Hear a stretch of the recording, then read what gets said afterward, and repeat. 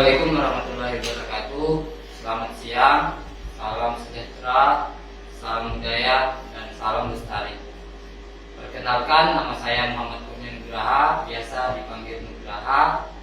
Di sini saya akan menjelaskan beberapa materi sosiologi kelas 11 semester ganjil. Salah satunya yang saya jelaskan hari ini yaitu tentang kelompok sosial.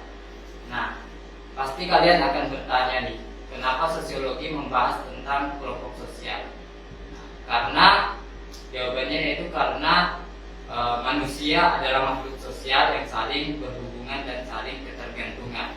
Maka dari itu kita terlebih dahulu bagaimana sih yang dimaksud sosiologi kelompok sosial? Oke, tentunya kita tidak asing lagi dengan kata kelompok. Kelompok itu kalau dari secara bahasa bisa diartikan sebagai gabungan atau kumpulan orang atau lebih dari 2 orang. Nah, kalau hanya 1 orang berarti itu jomblo, ya kan? Beralih lagi ke sosial. Sosial itu berkaitan dengan masyarakat. Nah, masyarakat itu kan biasanya melakukan interaksi, melakukan pola hubungan sosial dan tindakan-tindakan sosial. Nah, secara garis besar, menurut sosiologi kita bisa simpulkan dari 2 kata kelompok dan sosial, yaitu adalah kumpulan orang-orang yang melakukan interaksi atau pola hubungan yang terstruktur dan mempunyai tujuan bersama. Nah, itu adalah suatu garis besar maksud dari kelompok sosial. Nah, sementara ada beberapa para ahli sosiologi yang menyatakan atau mengkaji, menaruh perhatian tentang kelompok-kelompok sosial.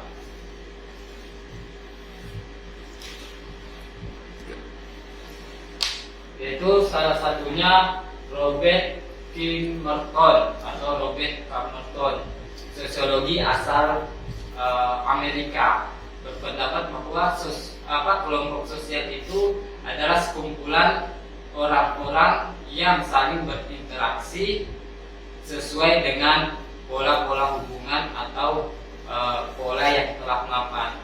Nah, artinya bahwa kelompok sosial itu bisa dikatakan kelompok karena adanya interaksi. Nah, terus kita bertanya, interaksi itu seperti apa?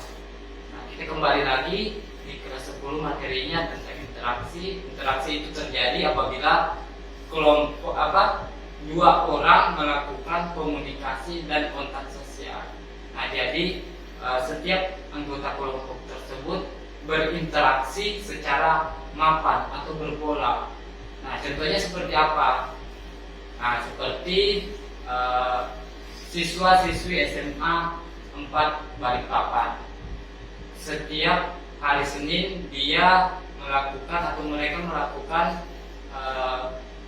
upacara bendera. Terus setiap pergantian jam seperti jam 7.15 mungkin dia mulai pembelajaran, waktu istirahat jam berapa. Nah, di situ adalah berarti interaksi itu berpola. Terus di dalam kelas interaksi apa yang terjadi, seperti proses belajar, interaksi antara individu dengan kelompok. Nah, di situ menurut Camerton ya. Nah, selanjutnya kita akan beralih ke para ahli sosiologi Indonesia yang berasal dari Indonesia, yaitu Sujono Sukanto. Nah, Sujono Sukanto berpendapat bahwa kelompok sosial itu adalah himpunan orang-orang atau satu kesatuan yang mempunyai atau berinteraksi juga, hubungan timbal balik, jadi saling berpengaruh. Nah, di sini bisa diartikan bahwa saling berinteraksi di antara hubungan-hubungan tersebut. Nah, terus karena saling berinteraksi, dia individu tersebut akan saling mempengaruhi Nah, saling mempengaruhi di mana kalau misalnya nih kita sering melakukan interaksi dengan teman kita, dengan teman sebangku kita, kita akan saling mempengaruhi itu. Misalnya teman sebangku kita lagi galau nih gara-gara sesuatu kan, terus dia curhat, kita mendengarkan curhatnya dan ini kita memberi semacam solusi atau motivasi. Nah, itu yang dimaksud dengan saling mempengaruhi. Nah, terus ditambahkan lagi kata Sujono Sukanto bahwa mereka itu sadar akan hal untuk saling menolong. Artinya bahwa Sujono Sukanto karena asalnya dari Indonesia, berarti dia tahu bagaimana sih karakter masyarakat Indonesia. Nah, terus kita akan menampilkan gambar. Ada 4 gambar. Nah, kalian pilih atau kalian analisa nih, analisa dari gambar 1 sampai gambar keempat, yang mana kelompok dan kelompok sosial. Gambar pertama terdiri dari beberapa orang. Terus gambar kedua individu ya, bersifat satu. Dan ketiga ada semacam pertemuan nasional. Keempat ada orang yang sedang berada di kereta api, ya, di kereta api. Nah, kira-kira mana nih yang termasuk dalam kelompok sosial? Kita kaji pada gambar nomor 1, yaitu terdiri dari beberapa orang. Nah, kita lihat nih menurut Robert Kingmerton, poinnya yaitu adalah sekelompok orang. Berarti nomor 1 ini merupakan kelompok orang. Terus karena ada terdiri dari beberapa orang, tentunya pasti dia akan melakukan interaksi. Nah, dia akan melakukan interaksi, terus akan berpola. Mungkin di gambar nomor 1 itu adalah semacam game atau ikut organisasi. Nah, jadi organisasi yang mempunyai acara-acara rutin atau kegiatan-kegiatan rutin, sehingga dia berpola dan terstruktur. Nah, kalau di gambar kedua itu adalah individu tunggal. Jadi mas-masnya ini sendiri. Nah, itu bisa dikatakan jomblo. Nah, jadi itu nggak bisa kita katakan kelompok sosial, karena menurut Robert Kingmerton sama Sujono Sukanto adalah himpunan atau sekelompok. Jadi dia bukan termasuk dari kelompok. Nah, yang ketiga itu ada Pertemuan Nasional Mahasiswa Toraja Indonesia. Nah, kita menganalisa lagi nih.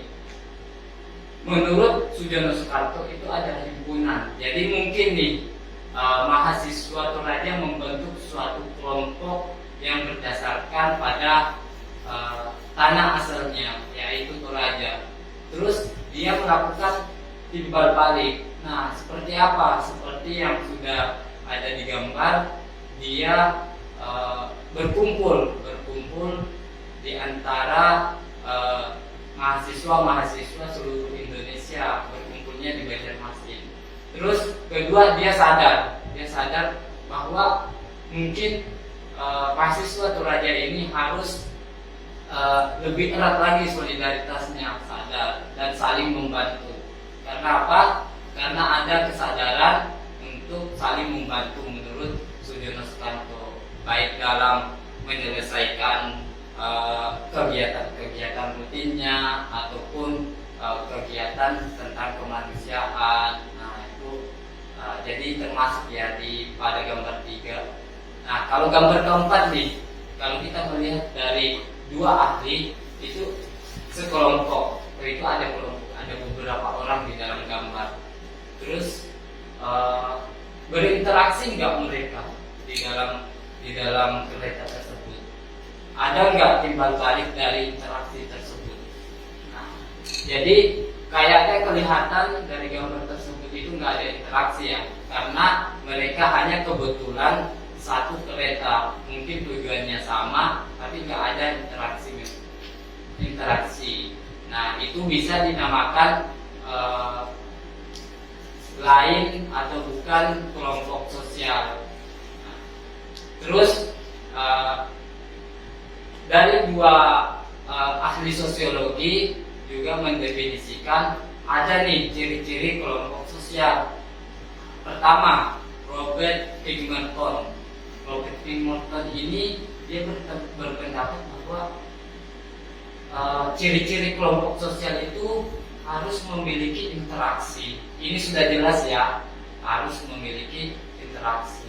Melihat dari definisinya pun dia sudah menyebutkan nih bahwa kelompok itu harus berinteraksi. Coba bayangkan kalau kita nih berkelompok, ngumpul-ngumpul, tapi nggak ada interaksi, cuma hanya ngecek handphone. Kan di situ nggak ada interaksi di antara teman kumpulnya, teman nongkrongnya. Jadi itu bisa saja bukan kelompok sosial, dia asik-asik saja nih, asik-asik saja ini berinteraksi di handphone gitu. Terus kedua, pihak yang berinteraksi mendefinisikan dirinya sebagai anggota kelompok. Berarti kita ini yang termasuk dalam kelompok sosial, kita harus merasa bahwa oh iya, saya ini termasuk di dalam kelompok. Misalnya di kelas 10.1 sampai 10.10 kan ada pembagian kelas, ada pengelompokan kelas. Nah, kalian sebagai kelas 10.1 misalnya atau 10.2, kalian merasa nggak bahwa itu kelompok belajar kalian? Jadi kita itu harus merasa bahwa ini adalah kelompok saya gitu. Saya merasa bahwa saya adalah anggota dari kelompok tersebut. Nah, gitu. Terus ketiga, menurut Pingmerton, pihak yang berinteraksi didefinisikan oleh orang lain sebagai anggota kelompoknya. Artinya orang lain di luar kelompok juga ikut serta mendefinisikan bahwa dia ini adalah kelompok kelas misalnya 10.1 yang tadi. Dia sudah merasa kelompoknya, kelompok belajarnya 10.1. Terus orang-orang yang misalnya kakak tingkatnya, kakak kelasnya 11 IPS 1, terus dia oh iya, ini adalah kelompok, ada pengakuan dia adalah kelompok belajar 10.1. Nah, jadi selain dari kita mengakui diri kita untuk sebagai anggota, perlu juga adalah pengakuan dari orang lain. Namun itu menurut Robert. Nah, yang selanjutnya yaitu Sujono Sukanto. Nah, ini ada 5 ciri-ciri kelompok sosial. Nah, pertama, setiap anggota kelompoknya sadar bahwa dia merupakan bagian kelompok tersebut. Jadi sama nih, Merton juga berpendapat seperti itu, bahwa ada kesadaran diri kalau kita adalah bagian dari kelompok itu, bahwa kita adalah anggota kelompok itu. Misalnya saja kalau pada saat upacara ada yang terlambat, apa yang pertama kali dia cari? Pasti barisan di kelompok-kelompok tersebut, yang dia merasa bahwa saya nih kelompoknya. Dia sadar bahwa kelompok tersebut masuk ke dalam itu kelompoknya. Terus kedua, ada hubungan timbal balik antara anggota. Nah, berarti hubungan timbal balik itu terjadi karena adanya interaksi. Jadi ada komunikasi, ada hubungan sosial, atau sering disebut aksi atau reaksi. Nah, jadi harus harus terdapat interaksi di antara anggota-anggotanya. Nah, ketiga, ada suatu faktor yang dimiliki bersama. Jadi, apa sih faktor-faktor yang dimiliki bersama itu? Misalnya apa?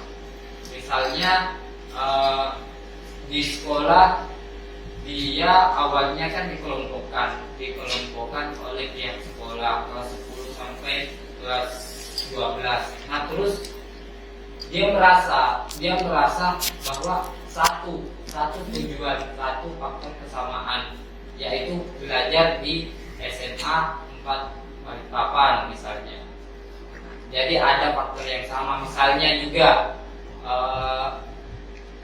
ini perkumpulan atau himpunan yang tadi mahasiswa Toraja. Nah, faktor kesamaannya baik dari tempat asalnya atau bahasanya yang sama, terus pola perilakunya yang sama, sehingga itu yang mendorong atau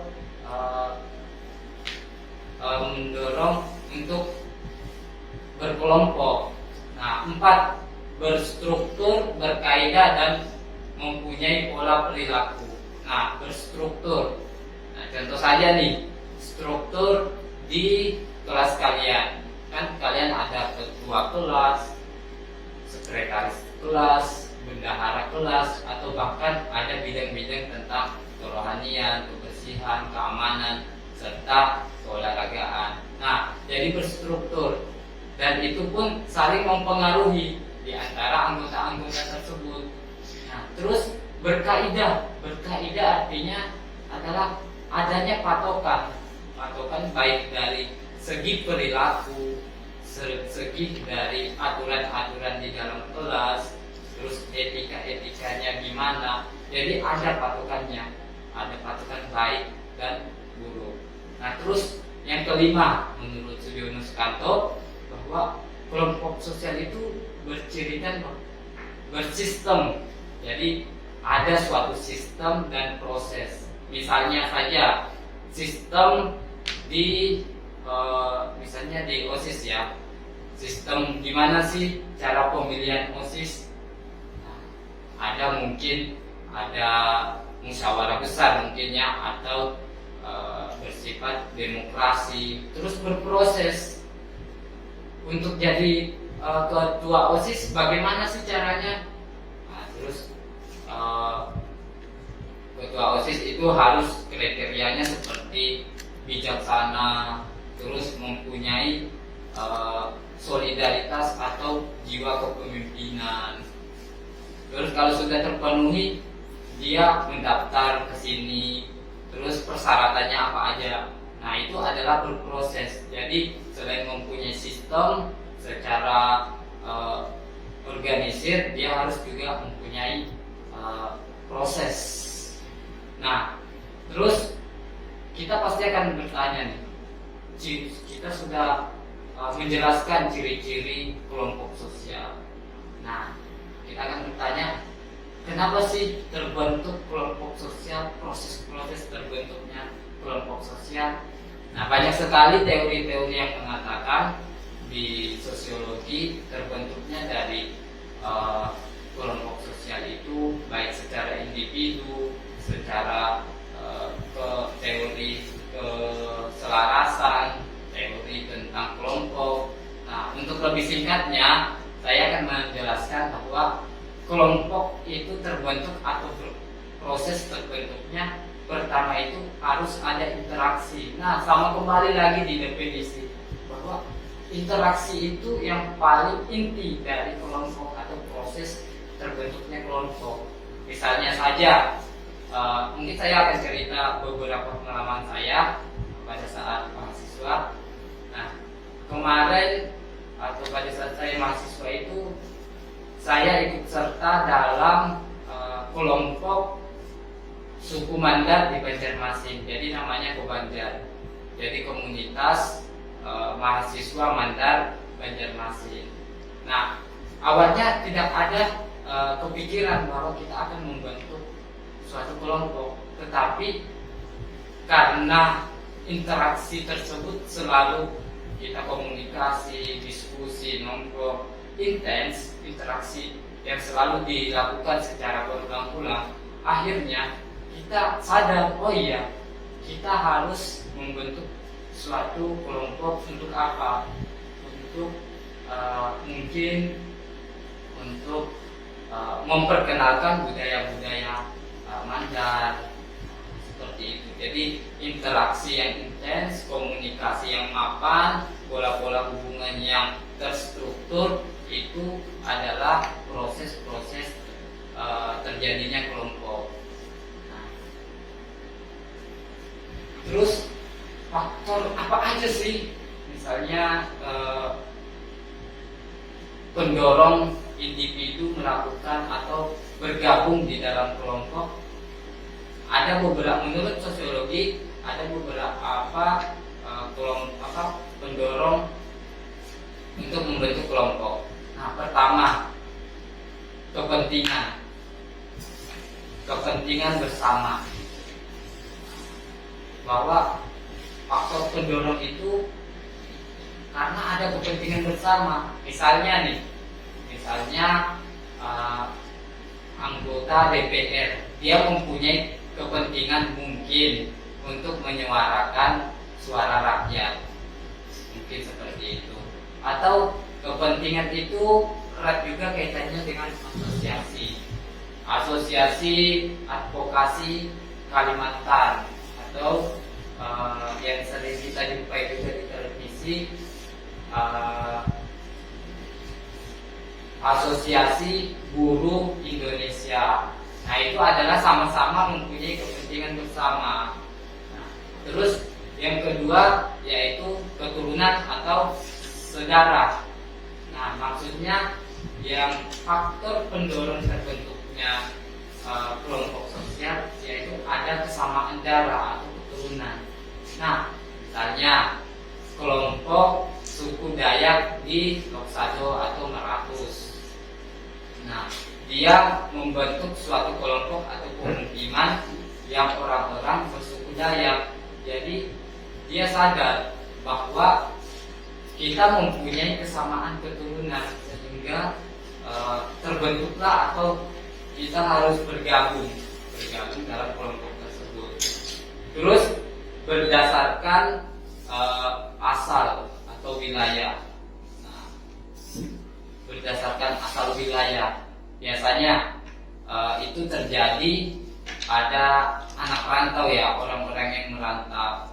Misalnya tadi yang mahasiswa Toraja, yang organisasi saya ikutin organisasi Mandar gitu kan. Terus selanjutnya letak geografis. Nah, ini seringkali kita lihat kan letak ibu PKK yang melakukan kegiatan-kegiatan rutin. Nah, maksud dari letak geografis tersebut, di mana suatu wilayah semakin dekat atau semakin dekat dengan ini tempat tinggal kita, maka semakin besar pula peluang untuk membentuk kelompok. Nah, seperti saja ibu PKK, maka wilayah itu aja yang diajak untuk ayo kita bergabung, ibu-ibu itu aja yang diajak untuk bergabung. Nah, itu yang dimaksud dengan letak geografis. Oke, mungkin materi yang saya bawakan ini cukup cukup jelas. Salah hilaf, mohon maaf.